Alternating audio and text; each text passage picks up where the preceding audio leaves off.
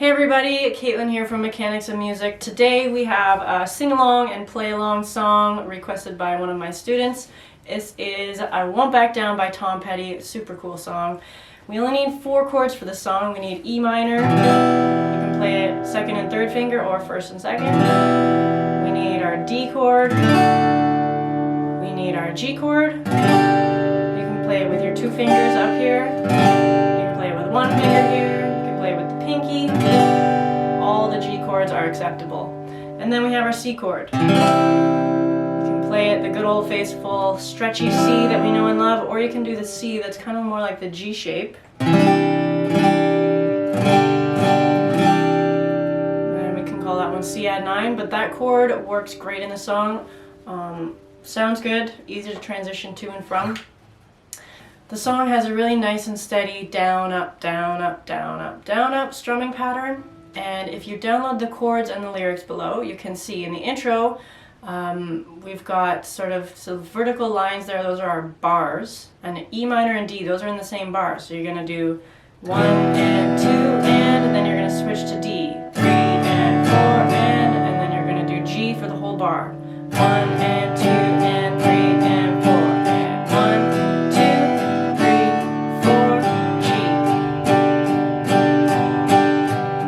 Okay, and so one thing I want to mention is that I simplified the chords a little bit for it to be more fun for us beginners to play along to, but just so you know, there's a few more fancier, cool, fast chords in the chorus especially, and so if you're wondering, I thought there was something else there, that's what you're thinking about, but for now we're going to stick to this and it's really fun.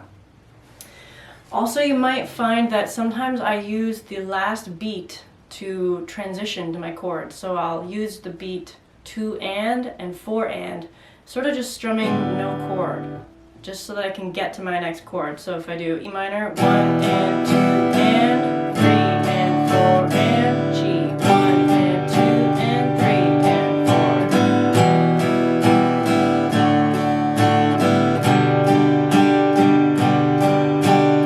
4. I'm kind of exaggerating it there, but you might hear it and you might see it.